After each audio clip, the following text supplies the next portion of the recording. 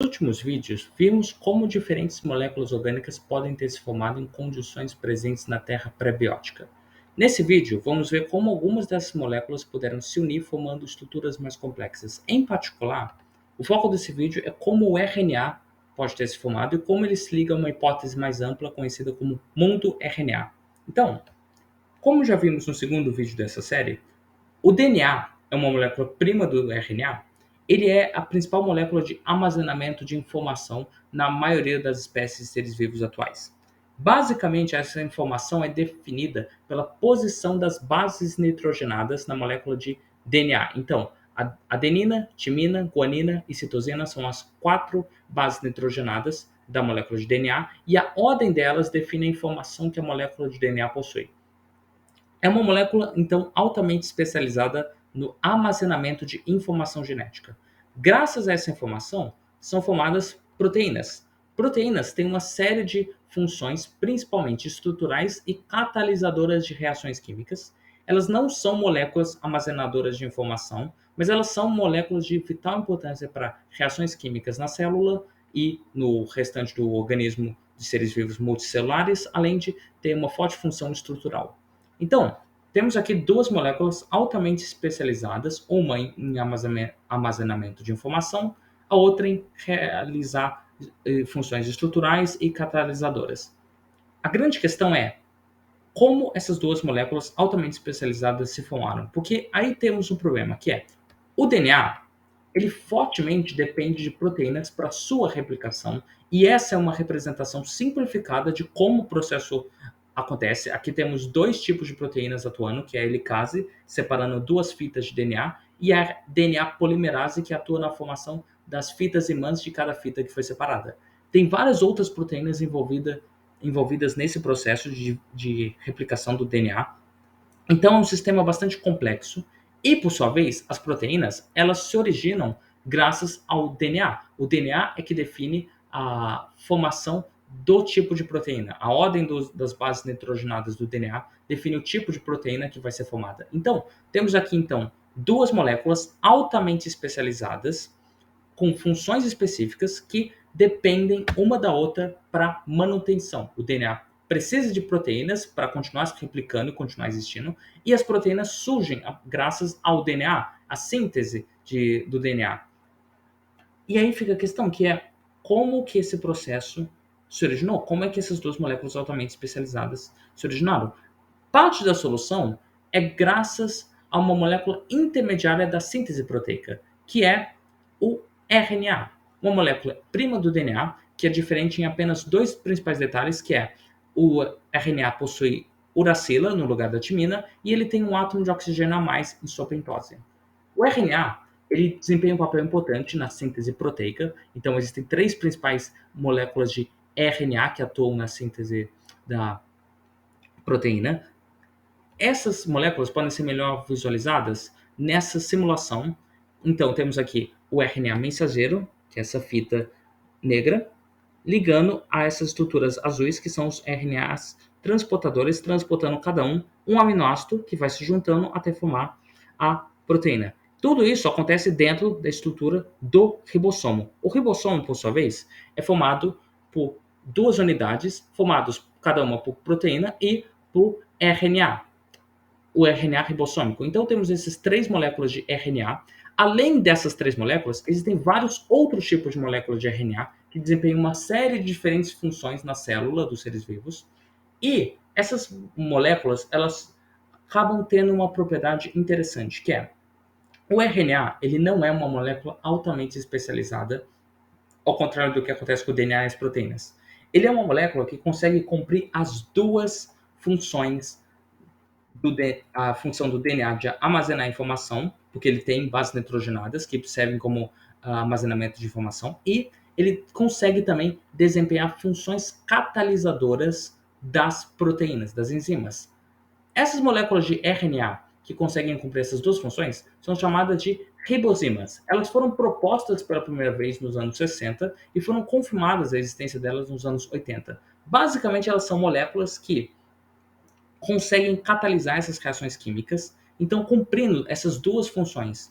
E a descoberta dessas moléculas levou a ser feita a proposta da hipótese do mundo RNA.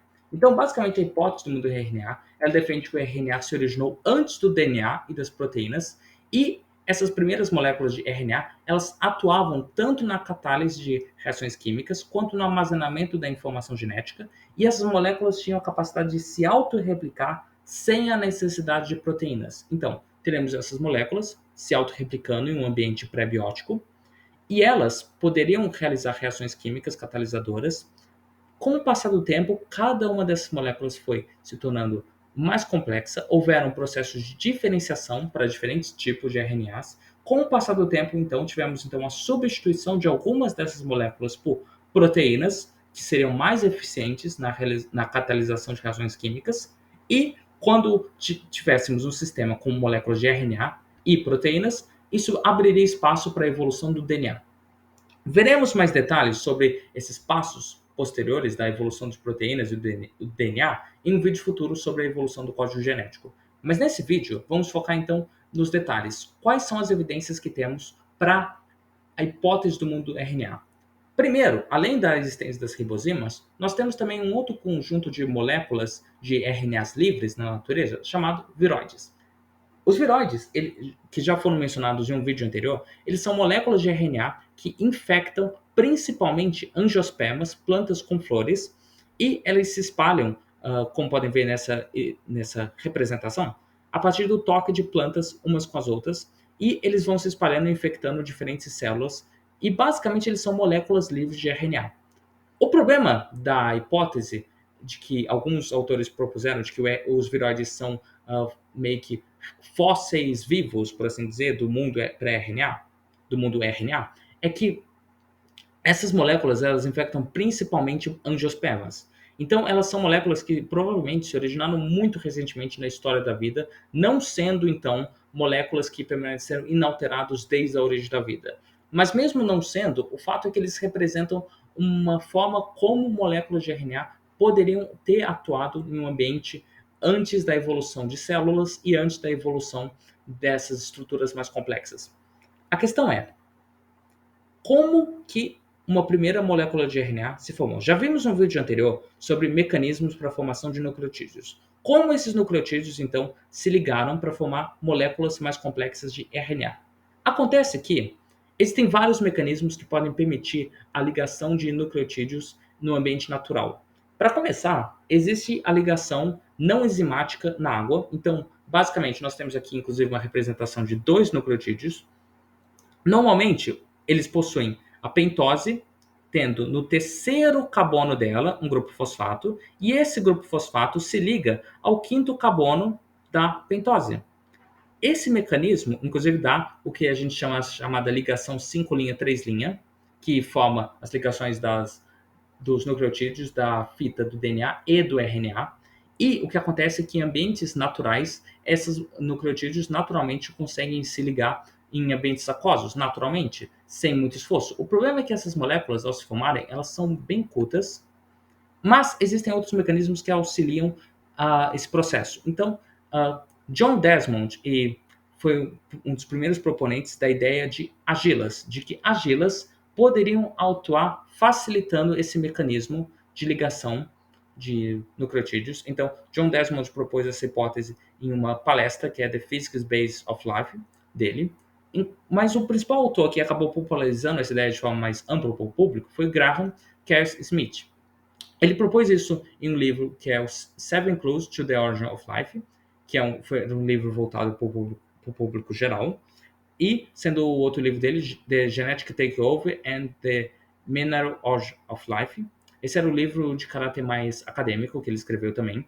Esses dois livros traçam a hipótese, ele desenvolveu uma hipótese inicialmente proposta por John Desmond de que minerais como argilas têm capacidades de formar estruturas à medida que esses minerais vão crescendo naturalmente, e à medida que esses minerais crescendo absorveriam moléculas orgânicas presentes no ambiente, eles poderiam facilitar o processo de ligação dessas moléculas orgânicas, levando a uma facilitação de formação de estruturas mais longas dessas moléculas. Essa hipótese, conhecida como hipótese da argila, ela tem sido às vezes ridicularizada por alguns grupos, mas ela é uma hipótese razoavelmente suportada por várias evidências, principalmente porque nós temos bons indicativos de que diferentes tipos de argilas podem sim atuar na síntese e na ligação de moléculas maiores e mais complexas.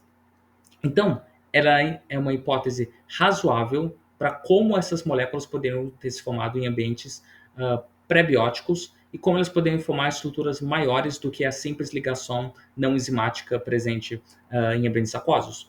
Acontece que um grande problema que a gente tem é que parece que não existe só um mecanismo que facilita essas ligações de nucleotídeos. Parece haver vários mecanismos propostos. Então, além da superfície de argilas e de minerais, nós sabemos que processos de evaporação podem contribuir para isso. Nós sabemos que processos de troca de calor em fontes hidrotermais podem contribuir para essas ligações. Sabemos que processos de radiação UV, aerosóis, processos de mudança de temperatura na superfície de rochas, processos de congelamento e descongelamento também podem, além de atuação de processos dentro de coacevados, e veremos o que são coacevados em um vídeo futuro.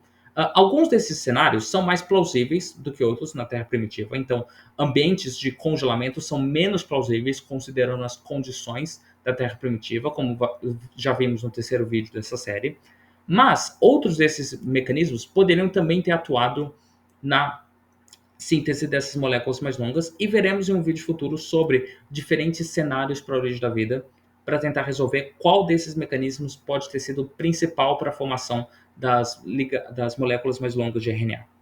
O fato é, uma vez formadas essas moléculas, elas teriam passado por processos de replicação, segundo a hipótese, e eventualmente haveria um processo de especialização para cada molécula e acabariam dando origem à variedade ampla que nós temos hoje dessas moléculas de RNA, que por sua vez acabariam evoluindo posteriormente em proteínas e no DNA.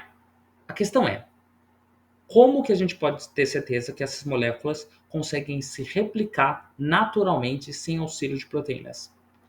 O primeiro foco de estudos envolvendo a replicação de RNA envolveu uma área chamada de pesquisa envolvendo testes de evolução in vitro, que é você pegar moléculas específicas em um ambiente in vitro e simular o processo de replicação delas para incentivar um processo de evolução. Esse trabalho foi feito com o RNA, foi feito em grande parte pela primeira vez graças ao Spigeman. Então, o Spigeman, ele pegou moléculas de RNA de um vírus, um bacteriófago Q-beta, de 4.500 bases nitrogenadas, e juntou ele com uma replicase, uma proteína QB-RNA, e contendo uma solução com nucleotídeos livres.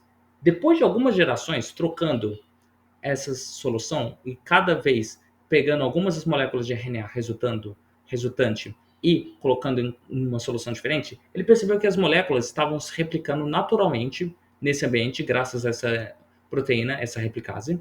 E depois de um certo tempo, o RNA ele passou por um processo de evolução em que ele evoluiu para uma molécula com 218 bases, menor, mais eficiente na replicação.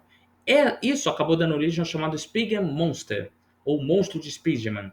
E outros trabalhos depois demonstraram que a simples introdução da proteína QB replicase em ambientes com nucleotídeos livres também poderia levar à evolução do Spigeman Monster. Essa replicase poderia atuar na ligação dessas, na divisão, quero dizer, dessas moléculas de RNA à medida que elas se formaram naturalmente por ligações não enzimáticas. O problema, é claro, como vocês podem ver, esse é um processo que ainda depende de uma proteína, mas esse foi um dos primeiros experimentos que mostrou como o processo de replicase de RNA poderia ser bem simples, dependendo de uma única proteína.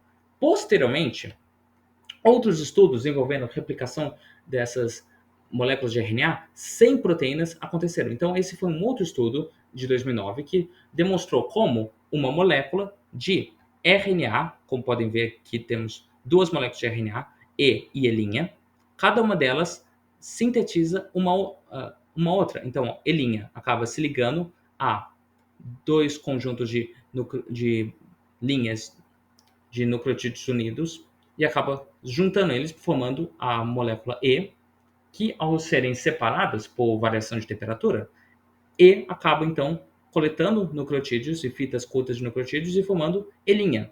Esse é um mecanismo, então, que acaba uma molécula criando uma cópia espelhada dela, e a molécula espelhada cria uma cópia da molécula inicial. É um mecanismo sem auxílio de proteínas e que permite a replicação de moléculas de RNA. A formação de uma primeira molécula de RNA poderia levar à formação de uma molécula espelho, que por sua vez poderia formar a replicação da molécula inicial e assim por diante. E o que é interessante nesses experimentos in vitro é que, inclusive, conseguimos simular processos de especialização de moléculas. Então, em ambientes simulando ecossistemas mais amplos, conseguimos ver que algumas moléculas acabam evoluindo uma função parasitária de RNA, parasitando uma molécula hospedeira, que é a molécula que mais coleta, que depende de uma proteína específica para sua replicação. E essas moléculas parasitárias, elas acabam se especializando na coleta de nucleotídeos, no roubo de nucleotídeos dessa molécula hospedeira. E as moléculas hospedeiras, elas criam mecanismos de combate aos parasitas. Então, mecanismos evolutivos em ambientes desse tipo podem ser simulados para representar como essa diversificação de nucleotídeos poderia ter acontecido no começo da evolução, antes da evolução mais completa do DNA. É claro que aí, esses experimentos in vitro, eles têm limitações. Então, como vocês viram, muitos desses processos, incluindo a maior especialização de moléculas, depende ainda de replicases de proteínas para atuação. Além disso, as moléculas espelhadas, replicando uma a outra, elas ainda não estão se autorreplicando, elas estão criando moléculas espelhadas. Ainda é necessário ter uma molécula espelhada inicial para a síntese delas. E ainda também, em potência salientar, não conseguimos simular como todo o processo evolutivo se deu de uma cadeia mais simples para um sistema mais complexo de moléculas. Isso levantou algumas críticas, como por exemplo que o RNA talvez seja uma molécula bastante complexa, sendo que muitas dessas catálises poderiam então ser feitas talvez por mecanismos mais simples. Em particular, isso levou então à chamada hipótese do mundo pré-RNA, de cenários de moléculas replicadoras existindo antes do RNA existir. Algumas dessas moléculas que já foram discutidas, como o TNA e o GNA, não foram identificados ainda na natureza, são moléculas artificiais, mas outras, como o pH, os hidrocarbonetos aromáticos policíclicos, eles são moléculas que se formam naturalmente em condições naturais e eles parecem ter condições de forçar ligações dessas moléculas mais complexas. Então, eles poderiam ter atuado como talvez um intermediário antes da evolução das moléculas mais complexas de RNA. Então, isso poderia ser uma solução para como evoluir uma primeira molécula de RNA antes dela, se, por exemplo, resolvendo o problema das moléculas espelho. Então, por exemplo, o pH poderia levar à formação de uma molécula espelho de RNA, que por sua vez poderia formar a molécula espelhada dela e, por sua vez, levando à formação da molécula espelho. Esse seria um mecanismo de resolver o problema anterior, mencionado no ponto 2, que é como que uma primeira molécula poderia se formar envolvendo a replicação dessas moléculas espelho. E acontece que essa, então, é uma proposta feita para resolver esse problema, mas essa talvez seja o menor dos problemas. O grande problema, e esse é o real grande problema da área das ribozimas, é como que essas ribozimas passaram por um processo de autoespecialização, depois foram substituídas por proteínas. Por que ribozimas foram quase todas substituídas por proteínas? Teríamos que assumir um processo de revolução completa do zero, onde ribozimas teriam evoluído para especializar uma função e depois substituídas completamente por proteínas cumprindo exatamente a mesma função. É um processo de revolução completa do zero que não faz muito sentido e levou vários autores a criticar o mundo RNA, propondo uma hipótese alternativa ao RNA, que é o mundo RNA peptídico. Então, dentro dessa hipótese, os peptídeos, eles se formaram, pelo menos peptídeos curtos, naturalmente. Nós já vimos isso no vídeo sobre a formação de nucleotídeos, como alguns peptídeos bem curtos podem se formar naturalmente, mas a gente sabe que fatores como, por exemplo, argilas também ajudam na síntese de peptídeos mais curtos, e esses peptídeos podem ter tido um processo coevolutivo com o RNA. Então, como podem ver nessa simulação, temos aqui uma molécula de RNA no caso um RNA transportador, se ligando a um aminoácido, mas também podendo se ligar a um peptídeo mais curto, e ele atuando na síntese de moléculas mais complexas, que por sua vez elas atuam na sua replicação. Essa seria uma forma, então, de resolver os problemas anteriores, que seria assumir que os peptídeos poderiam ter atuado como replicases iniciais, contribuindo para a coevolução das redes de RNA e eventual redes de proteínas, já que proteínas são só peptídeos com mais de 10 mil Daltons de massa molecular. E talvez não tenha ocorrido de uma molécula isolada atuar em autorreplicação, mas sim um sistema coevolutivo desde o início estava presente. As chances de duas moléculas, um RNA e um RNA curto e um peptídeo curto surgirem isoladamente pode ser baixa, mas considerando a quantidade de eventos atuando na superfície da Terra ao longo de milhões de anos, a chance de dois se formarem próximos um ao outro para reações coevolutivas é maior. Então, nesse caso, seria uma forma de resolver esse problema tendo essa relação dupla dessas moléculas. No próximo vídeo, veremos uma versão alternativa a todo esse cenário de replicadores de RNA ou RNA peptídeo ou pré-RNA, que defende a ideia do metabolismo primeiro, e veremos como o ciclo de Krebs está relacionado com reações químicas em fumarolas. Então, essas são as fontes desse vídeo.